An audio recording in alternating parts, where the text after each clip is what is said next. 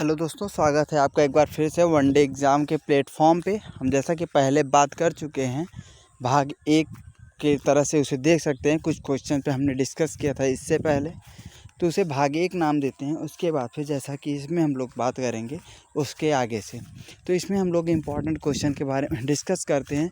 इसमें हम लोग जैसा कि देख रहे हैं कि 4 विकल्पों की जगह पे एक विकल्प को प्राथमिकता दी जा रही है जो आंसर होगा आपका, लेकिन उसके साथ साथ उससे जुड़े हुए जितने रिलेटेड प्रावधान हो सकते हैं उसके बारे में हम लोग डिस्कस करेंगे, जिससे कि हमारे क्वेश्चन को लेके जो समझ है वो अच्छी खासी हो सके और उसमें कोई दिक्कत ना हो।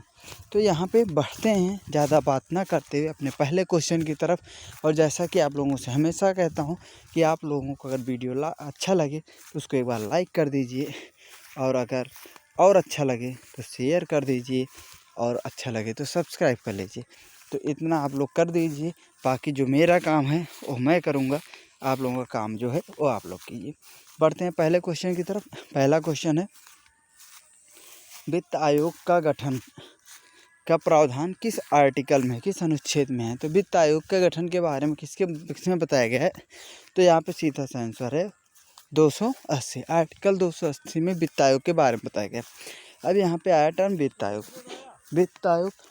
वित्त आयोग का काम क्या होता है। तो वित्त आयोग का काम भैया ये होता है कि भारत राज्यों का संघ है, तो राज्यों के बीच और जो संघ है, केंद्र और राज्य के बीच में वित्त का बंटवारा किस तरीके का हो, इसके बारे में कहाँ पे देखा जाता है। तो इसका काम होता है वित्त का बंटवारा करना। वित्त का बंटवारा कहाँ किया जाता है, तो आर्टिकल 280 के तहत किया जाता है। ठीक है, तो हो गई बात इसकी। तो ये राज्य और वित्त के, और लेकिन एक प्रावधान और देखने को मिलता है।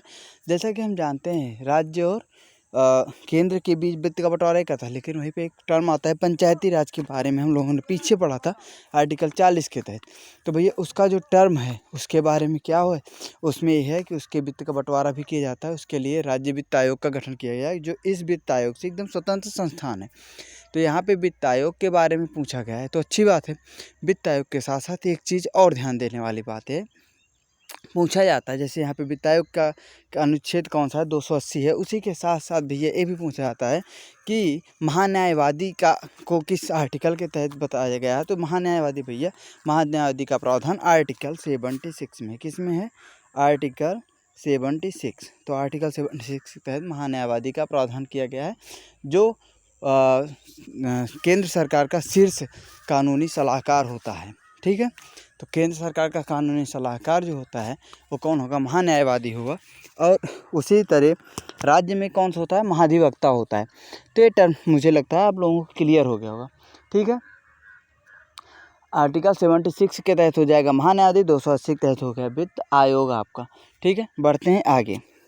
एक और आता है, एक और पूछा जाता है, वो है कैग के बारे में पूछा जाता है। तो कैग का किसमें है, 146 में, 146 तहत कैग का प्रावधान किया गया है। ठीक है, बढ़ते हैं आगे बढ़ते हैं। हमारा अगला क्वेश्चन हमारा है 73वां संविधान संशोधन किससे संबंधित है।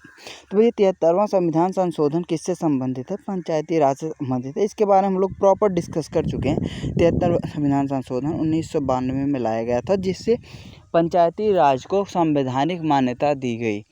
ठीक है, आर्टिकल 40 में दिया गया है पंचायती राज के प्रावधान को राज्य लागू करने का प्रावधान करेगा, लेकिन उसके बाद फिर उस राज्यों पे बाध्यकारी नहीं थे, लेकिन 73वें संविधान संशोधन के बाद उसको बाध्यकारी बना देगा। सामान्यतः हमारे यहाँ कितने स्तरीय हैं, त्रिस्तरीय पंचायती राज व्यवस्था की बात की गई है, लेकिन कहीं कहीं 2 स्तरीय है। तो पश्चिम बंगाल में आपको 4 स्तरीय देखने को मिलता है। ठीक है, ये हुई पंचायती राज के बारे में किसके सिफारिश पे लाया गया था। तो भैया ये लाया गया था अशोक मेहता, और उसके बाद बलवंत राय मेहता समिति की सिफारिश के बाद लाया गया था। अशोक मेहता ने द्विस्तरीय की बात की थी, वहीं पे त्रिस्तरीय की बात बलवंत राय मेहता समिति ने दी थी। ठीक है, बढ़ते हैं आगे बढ़ते हैं। आगे का प्रावधान जो है भैया, आगे का क्या है, आगे का है क्वेश्चन नंबर, भारतीय संविधान में मौलिक अधिकारों की व्यवस्था किस देश से लिया गया है? तो भैया किस देश से ली गई है मौलिक अधिकार? तो मौलिक अधिकार किससे लिया गया है पूछा जाता है। मौलिक अधिकार कहाँ से लिया गया है, DPSP कहाँ से लिया गया है, और मौलिक कर्तव्य कहाँ से लिया गया है? तो ठीक है, यहाँ पे फिलहाल मौलिक अधिकार पूछा गया है तो इसके बारे में हम बता देते हैं। कहाँ पे? संयुक्त राज्य अमेरिका से लिया गया है। संयुक्त राज्य अमेरिका मौलिक अधिकार कहाँ से कहाँ तक है? तो मौलिक अधिकार भैया 12 से 35 तक है। ठीक है, मौलिक अधिकार 12 से 35 तक है। जो सबसे इम्पोर्टेंट है 12 से 35 तक तो है। उसके बाद समानता का अधिकार 14 से 18 में दिया गया है। कहाँ पे? 14 से 18 में। उसके बाद ये आता है स्वतंत्रता का अधिकार। स्वतंत्रता का अधिकार 19 से 22 तक में दिया गया है। आता है 23 और 24। 23 से 24 में दिया गया आपका शोषण के विरुद्ध अधिकार। और जो सबसे इम्पॉर्टेंट है कि मौलिक अधिकारों का रक्षक कौन होता है? मौलिक अधिकारों का रक्षक होता है भैया सुप्रीम कोर्ट, और सुप्रीम कोर्ट रक्षक होता है। किस आर्टिकल के तहत इसकी रक्षा करता है? तो इसकी रक्षा करता है भैया किस आर्टिकल के तहत? आर्टिकल 32 के तहत सुप्रीम कोर्ट क्या करता है? इसकी रक्षा करता है। अगर मूल अधिकारों का आपका हनन होता है तो आप सीधे सुप्रीम कोर्ट जा सकते हैं। इस चीज़ को आप लोग ध्यान रखिए। जबकि मूल अधिकारों के हनन होता है तो हाई कोर्ट भी इसके लिए प्रावधान करता है। हाई कोर्ट भी है, लेकिन आप सीधे सुप्रीम कोर्ट में जाने के लिए एलिजिबल हैं। ठीक है, ये हुई बात मौलिक अधिकारों की। मौलिक अधिकार किस से लिया गया है? भैया संयुक्त राज्य अमेरिका से लिया गया है। अब भैया आता है मूल कर्तव्य। मान लो पूछ लिया जाए, हम लोगों ने जैसे पहले ही कहा था एक क्वेश्चन होगा और कई जितना ज़्यादा विस्तार कर पाएंगे हम उतना करेंगे। भैया यहाँ पे मौलिक अधिकार की बात तो होगी। अब देखते हैं मौलिक कर्तव्य। अधिकार हैं तो कर्तव्य भी होंगे। मौलिक कर्तव्य कहाँ से लिए गए? भैया ये लिया गया है रसिया से। ठीक है, अब मौलिक कर्तव्य रसिया से लिया गया था। रसिया एक समाजवादी व्यवस्था वाला देश था जहाँ पे मौलिक कर्तव्य की बात की गई। जबकि फंडामेंटल राइट्स किसकी बात करता है? लोकतांत्रिक देशों की पूंजीवादी व्यवस्था के बारे में बात करता है। वहीं पे कर्तव्य करने की बात वहीं पे की जाती है जैसे समाजवादी व्यवस्था हो। तो मौलिक कर्तव्य रसिया में था। और उसके बाद बढ़ते हैं क्या? DPSP का मतलब क्या हुआ भैया? Directive principle of state. तो भैया ये क्या हो जाएगा? नीति निर्देशक तत्व। ठीक है, राज्य के नीति निर्देशक तत्व। राज्य के निर्देशक तत्व कहाँ से लिए गए हैं? भैया ये लिया गया है कहाँ से? आयरलैंड से। कहाँ से लिया गया है? DPSP कहाँ से लिया गया है? DPSP लिया गया है आयरलैंड से। आयरलैंड से लिया गया है। देखो अगर क्वेश्चन इससे रिलेटेड आता है तो इसके बारे में हम लोग और बात करेंगे। फिलहाल बढ़ते हैं आगे, क्योंकि टाइम को भी देखना है। तो टाइम को देखते हुए हम थोड़ा सा आगे बढ़ते हैं अगले क्वेश्चन के लिए। नहीं आएगा अगर तभी हम इसके बारे में थोड़ा सा और बता देंगे अभी, लेकिन पहले फिलहाल इधर देखते हैं। आ गया लोकसभा का चुनाव लड़ने के लिए इच्छुक व्यक्ति की न्यूनतम आयु कितनी होनी चाहिए? लो बढ़िया क्वेश्चन है। तो लोकसभा का चुनाव लड़ने के लिए इच्छुक व्यक्ति की उम्र कितनी होनी चाहिए? 25 वर्ष। हो गया 25 वर्ष। अब देखो बढ़ते हैं। 25 वर्ष उम्र होनी चाहिए लोकसभा का जिसको चुनाव लड़ना है। तो भैया अगर राज्यसभा का चुनाव लड़ना है, लोकसभा का न लड़के मैंने कहा मैं राज्यसभा का लड़ना चाहता हूँ, तो भैया राज्यसभा के लिए कितना होना चाहिए? तो राज्यसभा के लिए होना चाहिए 30 वर्ष। कितना होगा? तो भैया 30 वर्ष उम्र होनी चाहिए राज्यसभा का चुनाव लड़ने के लिए। उसके बाद पंचायती राज का अगर पंचायतों का चुनाव लड़ना है तो भैया पंचायत के लिए अलग प्रावधान किया गया। क्या प्रावधान है? पंचायत के लिए कितना होगा? पंचायत के लिए भैया हो जाएगा 21 वर्ष। 21 वर्ष हो जाएगा। अब भैया देखो चुनाव लड़ने की बात हो गई, लेकिन यहाँ पे चुनाव लड़ने की बात तो हो गई, लेकिन अगर चुनाव लड़ने के साथ साथ हम एक चीज़ और ध्यान दे सकते हैं। क्या? चुनाव लड़ने के साथ साथ अगर वोट देने का अधिकार, तो भैया उसकी उम्र कितनी है? वोट देने का अधिकार, राइट टू वोटिंग भैया किस में है? तो इसके लिए उम्र है 18 वर्ष। कितना है? इसके लिए उम्र है 18 वर्ष। तो 18 वर्ष उम्र के से हम लोग वोट दे सकते हैं।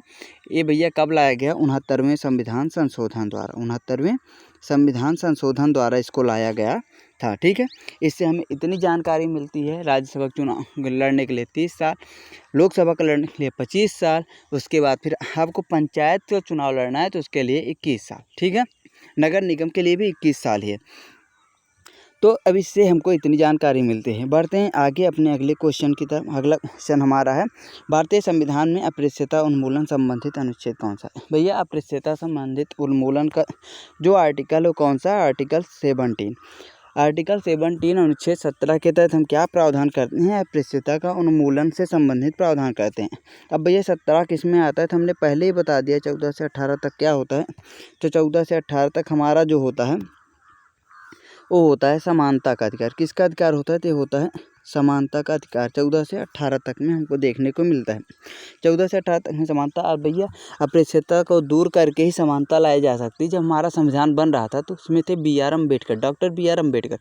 उन्होंने एकदम नज़दीक से अछूतों की दशा को देखा था, तो इसलिए उन्होंने कहा नहीं, इसके लिए हम सीधा संविधान में इसको रखेंगे कि अस्पृश्यता का अंत होना चाहिए। संविधान में नहीं, फंडामेंटल राइट्स में उन्होंने रखा, जिसका उल्लंघन ना किया जा सके। और अगर उल्लंघन होता है तो उसके लिए हम कहाँ जा सकते हैं? सीधे सुप्रीम कोर्ट जा सकते हैं। बिल्कुल भैया, उस समय अस्पृश्यता बहुत बड़ा अपराध था। आप लोगों ने सुना ही होगा कि एक बार गांधी जी ट्रेन में सफ़र कर रहे थे तो उनको अंग्रेज़ों ने ट्रेन से बाहर फेंक दिया था। उनके पास फर्स्ट क्लास का टिकट होने के बावजूद भी। काहे फेंक दिया था? वो भी एक तरह से अस्पृश्यता ही था। कुछ लोग कहते हैं भैया अस्पृश्यता का अंत करके बहुत बड़ा अन्याय हो रहा है। नहीं, अन्याय नहीं भैया, ज़रूरी था, इसलिए लागू किया गया।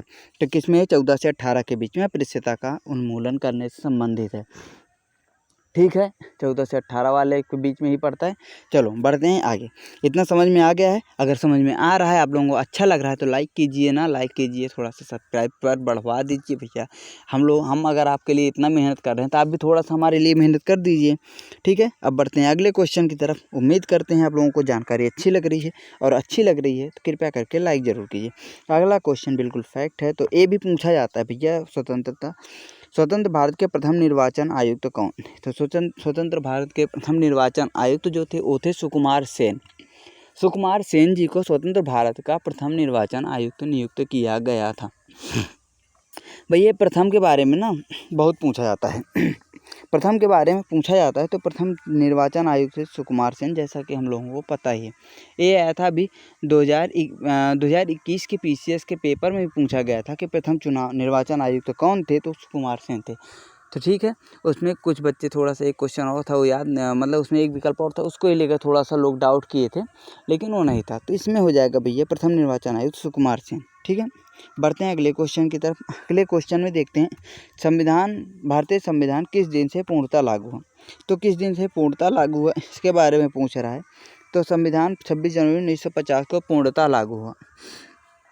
ठीक है, बन के तैयार पूरी तरीके से कब हुआ था? 26 नवंबर को बन के तैयार हो गया था, लेकिन लागू कब हुआ था भैया? तो 26 जनवरी 1950 को। अब बताओ लागू क्यों किया गया इस दिन को? 26 जनवरी 1930। किस दिन को भैया? 26 जनवरी 1930। 26 जनवरी 1930। अच्छा, ये दिन इसलिए क्यों इम्पॉर्टेंट है? इम्पॉर्टेंट इसलिए भैया 26 जनवरी 1930 को भारत में कांग्रेस का एक अधिवेशन हुआ था 1929 में। तो उसमें कहा गया था, लाहौर अधिवेशन में कहा गया था कि भैया 26 जनवरी 1930 को हम लोग स्वतंत्रता दिवस के रूप में मनाएंगे। किस दिन को? 26 जनवरी 1930 से 26 जनवरी को स्वतंत्रता दिवस के रूप में मनाया जाता था। ये दिन इसी तरीके से इसको सेलिब्रेट करते रहें, इसलिए भारत को पूर्ण गणतंत्र बनाया गया 26 जनवरी को। ठीक है, 26 जनवरी को इसीलिए पूर्ण गणतंत्र बना दिया गया। ठीक है, तो इसका रीज़न ये था। इतना समझ में आ गया होगा। बना 26 नवंबर को, लागू हुआ 26 जनवरी 1930 को। ठीक है, बढ़ते हैं अगले क्वेश्चन की तरफ। तो भैया अगले क्वेश्चन की तरफ बढ़ते हैं। तो उसमें क्या है, थोड़ा अभी देखो एक पॉलिटिक्स चल रही थी, इसमें बहुत सारे फैक्टों को डिस्कस करना है। मुझे पता है कि इसमें मैं बहुत चीज़ें बता सकता हूँ, लेकिन बताने का मतलब है आगे वो क्वेश्चन सभी आपके सामने आते रहेंगे, तो उसमें हम देख लेंगे आराम से। तो फिलहाल बढ़ते हैं अगले क्वेश्चन की तरफ। अगला क्वेश्चन कह रहा है, लोकसभा अध्यक्ष का चुनाव किसके द्वारा किया जाता है? तो मैंने पहले ही बताया था, लोकसभा का अध्यक्ष अपने में से ही एक लोकसभा के सदस्य अपने में से ही एक सदस्य को अध्यक्ष अपना चुनते हैं, तो हो जाता है लोकसभा का अध्यक्ष। वहीं से एक उपाध्यक्ष का भी चुनाव किया जाता है। अध्यक्ष उपाध्यक्ष चुने कहाँ से जाएंगे? तो लोकसभा के सदस्य द्वारा। अब भैया आ गया लोकसभा के अध्यक्ष का चुनाव। यहाँ पे अगर आ जाए राज्यसभा, देखो बार बार वही चीज़ें भैया, राज्यसभा, अरे भैया लोकसभा आ रहे तो राज्यसभा नहीं आएगी क्या? राज्यसभा भी आएगी, बिल्कुल आना चाहिए। तो बिल्कुल आना चाहिए। तो राज्यसभा के अध्यक्ष कौन होते हैं? राज्यसभा के पीठासीन अधिकारी होते हैं हमारे हमारे हमारे हमारे उपराष्ट्रपति। तो उपराष्ट्रपति जो होते हैं भैया, वो क्या होते हैं? राज्यसभा के पीठासीन अधिकारी होते हैं, मतलब अध्यक्ष होते हैं। तो यहाँ पे बात सीधी हो गई कि राज्यसभा का कौन होगा? तो उपराष्ट्रपति होंगे। उपराष्ट्रपति इसकी अध्यक्षता करते हैं। इसके बाद बढ़ते हैं आगे। आगे बढ़ते हैं। आगे लोकसभा अध्यक्ष को हालांकि ज़्यादा पावर दी गई है राज्यसभा की अपेक्षा। ये कहाँ कहाँ हमें देखने को मिलता है? हमको देखने को मिलता है भैया वित्त आयोग के संदर्भ में। कहाँ पे? वित्त आयोग के संदर्भ में अगर हम देखें, धन विधेयक के संदर्भ में, धन विधेयक के संदर्भ में इसकी पावर कुछ ज़्यादा हो जाती है। किसकी? लोकसभा अध्यक्ष की। वहीं राज्यसभा अध्यक्ष की बात करें तो राज्यसभा को बिल्कुल भी पावर नहीं दिया गया है। धन विधेयक के संबंध में केवल 14 दिनों तक उसे रोक के देख सकता है और उसका दर्शन करने के बाद उसे फिर से सहमति दे या न दे, लोकसभा उसे स्वतंत्र है। ठीक है, अब अगला क्वेश्चन देखते हैं। अगला क्वेश्चन बहुत प्यारा क्वेश्चन है। बहुत प्यारा क्वेश्चन क्या कह रहा है? लोक कल्याणकारी राज्य की अवधारणा किसमें निहित है? तो भैया लोक कल्याणकारी राज्य की अवधारणा किसमें निहित है? किसमें निहित है? तो ये हो जाएगा भैया DPSP। नीचे लिखा भी होगा लेकिन यहीं बता दे रहे हैं। तो DPSP में लोक कल्याणकारी राज्य की अवधारणा है। अब भैया ऐसा क्यों है मैं बताता हूँ। जो मूल अधिकार है 12 से 35 तक में जो दिया गया है, इसमें लगभग चीज़ें निषेधात्मक प्रकृति की हैं। क्या मतलब? ये राज्य को रोकती है, राज्य ऐसा नहीं करेगा, राज्य वैसा नहीं करेगा। मतलब हमारी स्वतंत्रता के लिए ही जो कुछ हो सकता है वो चीज़ें राज्य स्वतंत्रता बनाए रखेगी। अगर मतलब स्वतंत्रता बनाए रखेगी, अगर वो ऐसा करती है, मूल अधिकार में अगर कोई भी परिवर्तन करती है तो उसके लिए सीधा सुप्रीम कोर्ट में आप जा सकते हैं। तो राज्य उस पर थोड़ा सा बच के कदम उठाती है। लेकिन निधि तत्व में क्या कहा गया है? भैया आप हमारा कल्याण कीजिए, राज्य सारे कदम उठा सकते हैं, उसमें जो भी चीज़ें रखी गई उसमें आप सुप्रीम कोर्ट नहीं जा सकते हैं। और जैसे कुटीर उद्योग की बात हुई, उसके बाद फिर गौवंश या फिर दुधारू पशुएं जो हैं उनके हत्या पे रोक लगाने के लिए, मादक द्रव्यों के सेवन पे पंचायती राज व्यवस्था, ये सब कहाँ पे दी गई है? सब DPSP में है और इसको सरकार इम्प्लीमेंट कर रही है। तो इससे क्या होगा? हमारा कल्याण हो रहा है, बिल्कुल हो रहा है। अब कुछ लोग सोच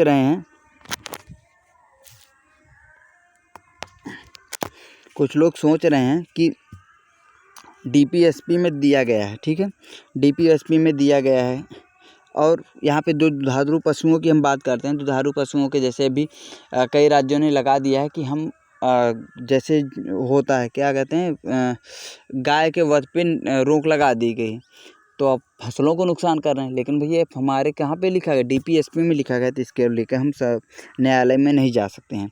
ठीक है, तो ये लोक कल्याणकारी राज्य की अवधारणा है। भैया ये क्यों लोक कल्याणकारी है? भैया गाय तो नुकसान कर नहीं भैया। उस समय जब ये बना था तो उसमें लोग गरीब होते थे, गाय पालते थे, भैंस पालते थे। तो इससे क्या होता, दूध होता था, तो उनके एक तरीके से अर्थव्यवस्था का एक साधन होता था, इसलिए इसकी व्यवस्था ऐसे की गई है। फिलहाल बढ़ते हैं अगले क्वेश्चन की तरफ। 1 मिनट, बढ़ते हैं अगले क्वेश्चन की तरफ। अगला क्वेश्चन हमारा क्या है? हम भैया अगला क्वेश्चन पे आते हैं। संविधान के किस अनुच्छेद के आधार पर राज्यों में संवैधानिक तंत्र की विफलता पर राष्ट्रपति शासन लगाया जा सकता है? भैया इसके बारे में हम मेरे ख्याल से पहले भी डिस्कस कर चुके हैं, लेकिन यहाँ पे फिर से कर रहे हैं। आर्टिकल 356 किसके विफलता पर? संवैधानिक तंत्र की विफलता पे। कहाँ पे? राज्यों में। तो इसको लेके बहुत ज़्यादा दिक्कत होती थी जब पहली बार सेंटर में मोरारजी देसाई जी के नेतृत्व में जनता पार्टी की सरकार बनी। तो उन्होंने क्या किया, जो कांग्रेस शासित राज्य थे तो उनमें इन्होंने क्या किया, कांग्रेस शासित राज्य में मैक्सिमम में क्या लगा दिया गया?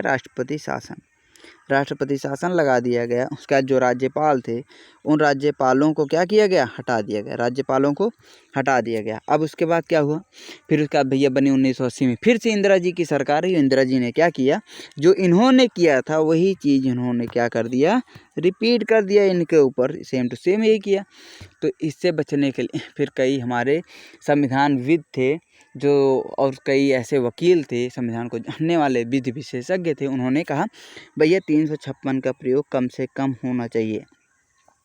और लेकिन एक प्रावधान और है, जैसे इसमें दे दिया गया 356 के तहत राष्ट्रपति शासन लगाया जा सकता है राज्य में, एक तरीके से और राज्य में राष्ट्रपति शासन लगाया जा सकता है, लेकिन उसे संवैधानिक तंत्र की विफलता नहीं कहेंगे। क्यों? वो है आर्टिकल 365 के तहत भी लगाया जा सकता है। ठीक है, राष्ट्रपति शासन, अगर राज्य कोई आदेश, सेंटर कोई आदेश देता है राज्य को ये काम करना है और राज्य उसे करने से मना कर देता है तो उसे क्या माना जाएगा? कि राज्य सेंटर के आदेश की उपेक्षा कर रहा है। हालांकि संघीय शासन के प्रारूप में क्या होता है कि ये चीज़ राज्यों को पूरी आज़ादी दी जाती है, लेकिन हमारे यहाँ ऐसा नहीं। हमारे यहाँ राज्य क्या होगा? सेंटर के अधीन होगा कहीं ना कहीं। तो हम क्या करेंगे 365 के तहत भी लगाया जा सकता है, 356 के तहत। कुछ लोगों को इसके बारे में नहीं पता था, अब उन्हें पता चल गया। ठीक है, बढ़ते हैं अगले क्वेश्चन की तरफ। अगला क्वेश्चन है, भारतीय संविधान में प्रारूप समिति के अध्यक्ष कौन थे? प्रारूप समिति के अध्यक्ष के बारे में पूछा गया था। भीमराव अम्बेडकर जी इसके अध्यक्ष थे। अम्बेडकर जी अध्यक्ष तो हो गए। सदस्य कितने थे? सदस्य थे भैया 7, 6 सदस्य +1। ठीक है, हमने डिस्कस किया था। अब आप सोच रहे होंगे 6 सदस्य का नाम हम पढ़ाएंगे। भाई जब हम ही कर देंगे तो आप क्या करेंगे? तो उन 6 सदस्यों का नाम आपको ध्यान देना है और उनको एक बार देख लेना। ठीक है, फिलहाल अगर जिस दिन इसकी बात आएगी, क्या प्रारूप समिति के बारे में हम लोग पढ़ेंगे, उस दिन मैं तो डिस्कस करूंगा ही। फिलहाल उसका टॉपिक नहीं है। प्रारूप समिति पूछा जाता है, झंडा समिति पूछा जाता है और मौलिक अधिकार से संबंधित समिति के बारे में पूछा जाता है। तो इन सब के बारे में देख लेना। झंडा समिति के अध्यक्ष कौन थे? तो भैया उसके थे राजेंद्र प्रसाद। कौन थे? राजेंद्र बाबू थे। उसके अध्यक्ष कौन था? मूल अधिकारों से संबंधित और अल्पसंख्यक से संबंधित समिति जो बनी थी उसका कौन था? तो उसके थे वल्लभ भाई पटेल। कौन थे?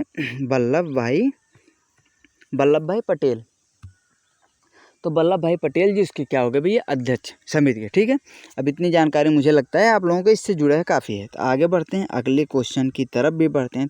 भारत संसद का उच्च सदन क्या कहलाता है? भैया भारतीय संसद का उच्च सदन क्या कहलाता है? तो उच्च सदन कहलाता है राज्यसभा। भैया राज्यसभा उच्च सदन है। ठीक है, और लोकसभा क्या है? निम्न सदन। लोकसभा क्या है? लोकसभा होता है भैया निम्न सदन। क्या हो जाएगा?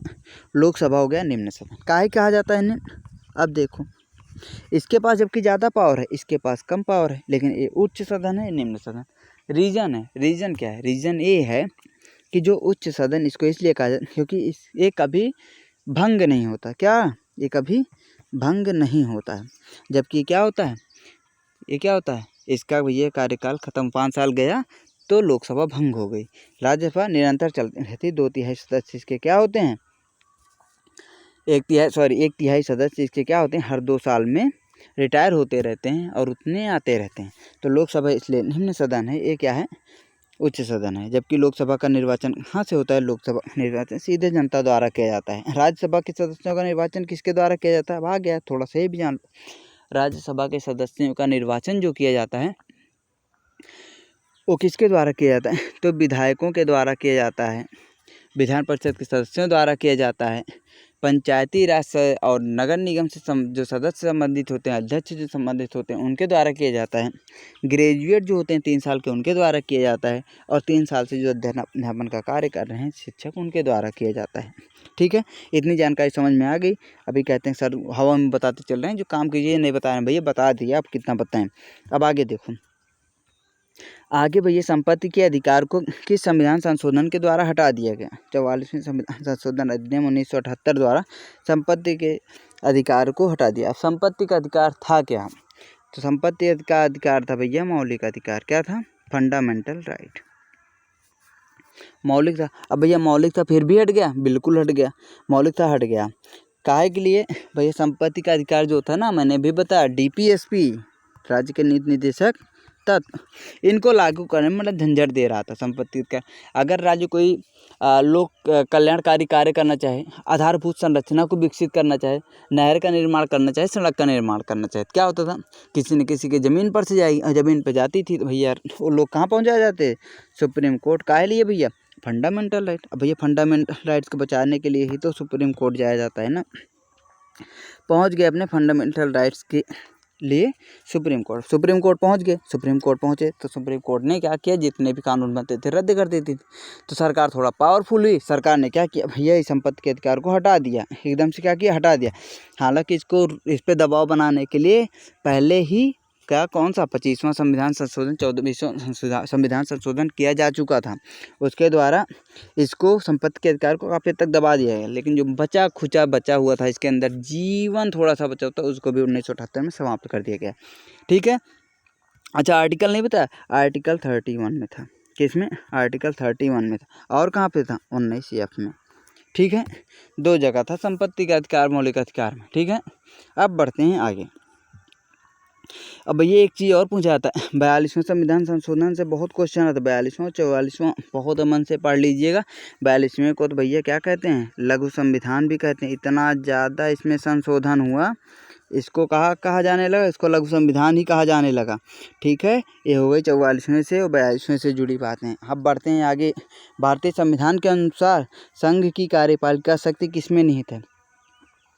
तो संघ की कार्यपालिका शक्ति राष्ट्रपति में निहित है। अब भैया राष्ट्रपति के बारे में पढ़ोगे ना तो राष्ट्रपति के बारे में बहुत गल्लू गल्लू चीज़ें मिलेंगी, आपको लगेगा इतना पावरफुल है। भैया पावरफुल तो है, एक चीज़ सही है। तो आर्टिकल 54 के अनुसार क्या होगा? भारत का एक राष्ट्रपति होगा। बिल्कुल होगा, होना भी चाहिए राष्ट्रपति का। और राष्ट्रपति क्या होता है? सर्वोच्च तीनों सेनाओं का प्रमुख होता है राष्ट्रपति। कार्यपालिका शक्ति किसमें निहित होती है? राष्ट्रपति।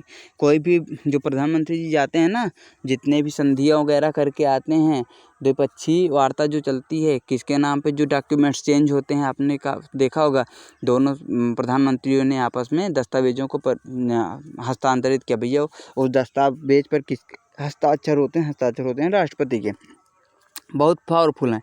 अनुच्छेद 61 बहुत पूछा जाता है। 61 में क्या है भैया? अनुच्छेद 61 जो है, 61 में क्या है? 61 के तहत भैया राष्ट्रपति पे महाभियोग लगाया जा सकता है। महाभियोग का प्रावधान यहाँ पे हम शेयर करने वाले नहीं, केवल इतना जान लो महाभियोग लगाया जा सकता है। ठीक है, बाकी भी चीज़ें राष्ट्रपति के बारे में जब हम लोग डिटेल में पढ़ेंगे, आप लोग अगर साथ देंगे तो हम ज़रूर पढ़ेंगे डिटेल में, और डिटेल में पढ़ेंगे तो उसके बारे में आप लोग अच्छे से ध्यान दे देना। राष्ट्रपति के बारे में कुछ नहीं छूटेगा, सब कुछ बताएंगे। अब बढ़ते हैं आगे। तो अगला क्वेश्चन क्या है? अगला क्वेश्चन जो है, भारतीय संविधान के अनुच्छेद में, किस अनुच्छेद में मूल कर्तव्य की बात की गई? भैया मूल कर्तव्य की बात किस अनुच्छेद में की गई? तो मैंने अभी थोड़ी देर पहले आप लोगों से मूल कर्तव्य के बारे में थोड़ा सा डिस्कस किया था, रसिया से लिया गया। तो यहाँ पे 51 का में मूल कर्तव्य की बात की गई है। मूल कर्तव्य लाया किस संविधान संशोधन के द्वारा गया था? तो लाया कौन था? किस संविधान संशोधन के द्वारा लाया गया था? ये सब देख लेते हैं। 44वें संविधान संशोधन के तहत भैया मूल कर्तव्य को लाया गया था, मूल कर्तव्य को शामिल किया गया। ठीक है, उसके बाद मूल कर्तव्य को उसके बाद 2002 में भी शामिल किया गया था। किस लिए? 2002 में एक और लास्ट वाला जो है, शिक्षा का अधिकार प्रत्येक माता पिता का यह कर्तव्य होगा कि अपने बच्चों को 6 से 14 वर्ष के बच्चों को क्या करें? शिक्षित करें, प्राइमरी स्तर पर कम से कम। तो ये जोड़ा गया था। तो मूल कर्तव्य लिया गया है रसिया से 51 का के तहत आया है। सरदार स्वर्ण सिंह समिति की सिफारिश के आधार पर इसको लाया गया था। ठीक है, इतनी हुई इसकी बात। बढ़ते हैं आगे। अब यहाँ पे बात किया, यहीं पे डिस्कस कर लेते हैं। क्या आगे जाए? कितने भागों में भारतीय संविधान को बांटा गया? भाग कितने हैं? 22। अनुच्छेद कितने हैं? कितने अनुच्छेद? 395। अब भैया 395 अनुच्छेद। अब एक चीज़ और पूछा जाता है, क्या? अनुच्छेद के बाद अनुसूची कितनी है? 12 अनुसूची। अब इसमें देखो भैया, ये दोनों जो हैं मूल रूप में विद्यमान थे। ठीक है, 22 395। वर्तमान ए कितने थे? ए थे भैया 8, वर्तमान में कितने हो गए हैं? 12। ठीक है, अनुसूची कितनी है? 12। भाग कितने हैं? 22। और अनुच्छेद कितने हैं? 395। इससे ज़्यादा मुझे नहीं लगता इसमें कुछ आप लोगों को चाहिए। बढ़ते हैं आगे। नीति आयोग का पदेन अध्यक्ष कौन होता है? ले भैया, नीति आयोग के बारे में पूछा गया। नीति आयोग से पहले क्या था? ये नीति आयोग के पहले था भैया योजना आयोग। क्या था? योजना आयोग। कब खत्म किया गया इसको? 2015 में खत्म। एक संविधान संशोधन, नीति योजना आयोग खत्म। क्या गया? आ गया भैया क्या? नीति आयोग। नीति आयोग का अध्यक्ष होता है भैया प्रधानमंत्री। उपाध्यक्ष कौन होते हैं? हम बताते हैं। नीति आयोग के पहले उपाध्यक्ष थे कौन? अरविंद पनगड़िया। कौन थे?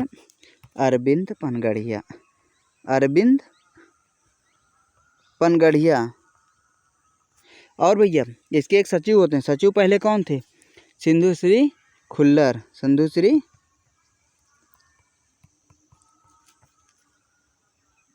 संधुश्री खुल्लर। ठीक है, अब देखो, अब वर्तमान की भी बात कर लें। जब इतना डिस्कस कर लें, वर्तमान अध्यक्ष कौन है इसके? हैं भैया माननीय श्री नरेंद्र मोदी जी। कौन है? मोदी जी इसके अध्यक्ष हैं। मोदी बाबा हमारे इसके अध्यक्ष हैं। और कौन है? राजीव कुमार इसके क्या हैं? इसके उपाध्यक्ष हैं। वहीं पे वर्तमान में इसके सचिव कौन हैं? अमिताभ कांत। अमिताभ कांत इसके क्या हैं? सचिव हैं। 2015 में इसकी स्थापना हुई थी। ठीक है, योजना आयोग के स्थान पे। इतनी जानकारी आप लोगों के लिए काफ़ी। इससे आगे बढ़ते हैं अगले क्वेश्चन की तरफ। वेट, अगला क्वेश्चन भैया, राष्ट्रपति अपना त्यागपत्र किसको देता है? राष्ट्रपति अपना त्यागपत्र उपराष्ट्रपति को देता है। किस कंडीशन पे देता है? दो तरीके से देता है। एक तो अगर राष्ट्रपति क्या हो गया, बीमार है, अपना कार्यभार नहीं कर पा रहा, उसे लग रहा है कि मैं नहीं ठीक हो सकता भैया, कार्यभार में बाधा हो रही, तो भैया क्या करेगा, उपराष्ट्रपति को सौंप देगा। सेकंड, 61 में मैंने बताया महाभियोग के बारे में। महाभियोग भैया क्या होता है? देखो दो चीज़ें हैं, एक राष्ट्रपति का निर्वाचन होता है, दूसरा महाभियोग। राष्ट्रपति का जब निर्वाचन होता है तो उसमें चुन के आता है, लेकिन जब महाभियोग होता है तो क्या होता है, उसमें इसको हटाया जाता है। महाभियोग में होता कौन कौन है? महाभियोग में भैया लोकसभा और राज्यसभा, इसके क्या होते हैं, सभी सदस्य शामिल होते हैं महाभियोग की प्रक्रिया में। लेकिन अगर निर्वाचन की बात की जाए राष्ट्रपति के, तो भैया निर्वाचन में कौन होता है? लोकसभा के निर्वाचित और राज्यसभा के निर्वाचित सदस्य। इसका मतलब समझते हो कि 12 सदस्य राज्यसभा में क्या होते हैं, मनोनीत, और राष्ट्रपति के निर्वाचन में भाग नहीं लेते। और उसके अलावा इसमें और एक लोग होते हैं, कौन? विधानसभा के सदस्य। विधान परिषद के सदस्य न निर्वाचन में न महाभियोग में भाग लेते हैं, लेकिन विधानसभा के सदस्य क्या, राष्ट्रपति के निर्वाचन में भाग लेते हैं, जबकि महाभियोग में भाग नहीं लेते हैं। ठीक है, बढ़ते हैं आगे बढ़ते हैं भैया। अगला जो कह रहा है संघ लोक सेवा आयोग के अध्यक्ष एवं सदस्यों की नियुक्ति किसके द्वारा की जाती है? भैया किसके द्वारा? राष्ट्रपति के द्वारा की जाती है। किसके तहत? अनुच्छेद 314 के तहत। तो अनुच्छेद 314 के तहत राष्ट्रपति द्वारा नियुक्त किया जाता है संघ लोक सेवा आयोग के सदस्यों को। हाँ, इनके ऊपर राज्य का कोई राज्य इनका कुछ नहीं कर सकते। लोकसभा के जो सदस्य होते हैं, लोक सेवा आयोग के जो अध्यक्ष होते हैं, उन्हें राज्यों से पूरी तरीके से छूट है, और इनकी नियुक्ति राष्ट्रपति करता है, और राष्ट्रपति के द्वारा ही ये हटाए जाते हैं। वो भी ये नहीं राष्ट्रपति का जब मन किया हटा दिए, भैया हटाने का प्रावधान जटिल है, सेम वैसे जैसे उच्च न्यायालय के न्यायाधीश को हटाया जाता है। ठीक है, बढ़ते हैं आगे। भारत के आम चुनाव किस वर्ष किए गए थे? पहला आम चुनाव भैया पूछ रहा था 1951-52 में किया गया था। Is am right? बिल्कुल सही, 51-52 में पहला चुनाव हुआ था। आप कहेंगे उससे पहले जो नेहरू जी बन गए थे भैया, संविधान सभा के नेता चुने गए थे, उन्हीं के तौर पे प्रधानमंत्री चुने गए थे, और वल्लभ भाई पटेल गृह मंत्री चुने गए थे। उस विवाद में नहीं जाना क्या क्या हुआ था, इसके बारे में नहीं हम लोगों को ध्यान देना है। फिर 1951-52 47 में बने थे, तो भैया 51-52 में हुआ फिर से चुनाव, 52 में फिर से बहुमत के साथ आई कांग्रेस, और फिर से बने नेहरू जी प्रधानमंत्री। तो भैया कौन हो गया? हम चुनाव किस वर्ष हुए थे? 1951-52 में हुआ था। ठीक है, भाषाई आधार पर गठित होने वाला भारत का प्रथम राज्य कौन है? आंध्र प्रदेश। भैया आप लोगों को मैंने कल भी बताया था, आंध्र प्रदेश भाषाई आधार पर पहला राज्य गठित हुआ था। श्री रामुलु जी जो कि सामाजिक कार्यकर्ता थे, कांग्रेस के बहुत बड़े लीडर थे आंध्र प्रदेश में। उसमें मद्रास हुआ करता था, मद्रास के बहुत बड़े लीडर थे, और मद्रास के जो लीडर थे ना, मद्रास के लीडर के रूप में जब थे तो इनकी हो गई मृत्यु। इनकी मृत्यु हो गई, तो इनकी मृत्यु के बाद भैया यहाँ पे प्रावधान लाया गया, श्रीधर आयोग का गठन किया गया था। तो वहाँ पे भैया प्रथम राज्य आंध्र प्रदेश को बनाया गया था, जो भाषा के आधार पर गठित हुआ था। अब देखो फिर से आ गया, राष्ट्रपति किस अनुच्छेद के तहत, जल्दी हम थोड़ा कर रहे हैं क्योंकि जितनी जल्दी ख़त्म करते हैं उतना बेहतरीन है आगे, जिससे कि आप लोग और अच्छे से टॉपिक पे बढ़िया ब्रीफ डिस्कस करेंगे। ये ख़त्म होने के बाद हम लोग एक टॉपिक उठाएंगे, जैसे फंडामेंटल राइट्स उठाते हैं, तो फंडामेंटल राइट्स के बारे में डिस्कस करेंगे। वहाँ पे क्वेश्चन आंसर नहीं हुआ, क्वेश्चन आंसर यहाँ पे हो जा रहा है। फंडामेंटल राइट्स अच्छे से पढ़ेंगे, उसके बाद उसी पे डिस्कस करेंगे। राष्ट्रीय आपात की घोषणा राष्ट्रपति किस अनुच्छेद के तहत करता है? 352 के तहत। मुझे लगता है कल इसके बाद थोड़ा सा बात हुई थी। आप लोग सोच रहे होंगे कल जब सारी चीज़ें बता दिया था आज क्या बताएं, आज ये भी लिए बता रहे हैं। कल डिस्कस करते हुए जब क्वेश्चन को विस्तृत रूप में हम बता रहे थे तो उसी समय इसका नाम आया था। यहाँ पर हम लोग थोड़ा सा अच्छे से बता देंगे। राष्ट्रीय आपातकाल की घोषणा 352 के 358 और 359 इन दो अनुच्छेदों के तहत की जाती है। अब बताओगे भैया 352 के तहत बिल्कुल की जाती है। 58 के तहत अगर की जाती है तो क्या होता है, राष्ट्रपति मौलिक अधिकारों को निरस्त कर सकता है। और 359 के तहत की जाती है तो क्या होता है, अनुच्छेद 19 में प्रदत्त मूल अधिकार स्वतः ही नष्ट हो जाते हैं। समझ में आया? और उसमें भी क्या होता है, 58 के तहत भी होता है 20 और 21 जो अनुच्छेद है, 20 और 21 वाला जो अनुच्छेद है, ये दोनों जीवंत रहते हैं, इन दोनों को हटाया नहीं जा सकता है। ठीक है, अगला क्वेश्चन देखते हैं। तो भैया भारतीय संविधान के किस संविधान संशोधन द्वारा प्रस्तावना में शब्द समाजवादी, धर्मनिरपेक्ष और अखंडता को जोड़ा गया था? तो भैया किसके द्वारा? तो भैया जोड़ा गया था 42वें संविधान संशोधन 1976 के द्वारा जोड़ा गया था।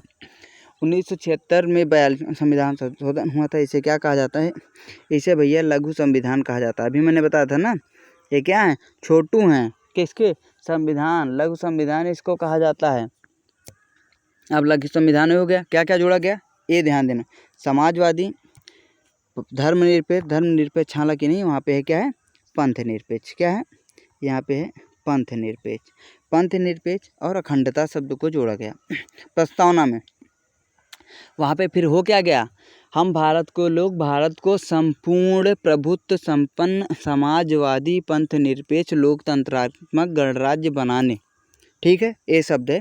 फिर से देख लेना, कुछ लोग कह रहे हैं कि क्या बता दिया है, फिर से थोड़ा सा पीछे करके देख लेना ना।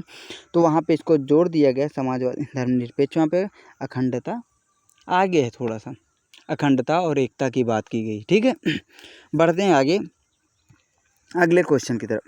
अगला क्वेश्चन भैया बहुत अच्छा है और ये आज का अंतिम क्वेश्चन है। तो आप लोगों से विनम्र निवेदन है कि आप लोग कृपा करके लाइक कर दीजिए और सेशन को शेयर कर दीजिए।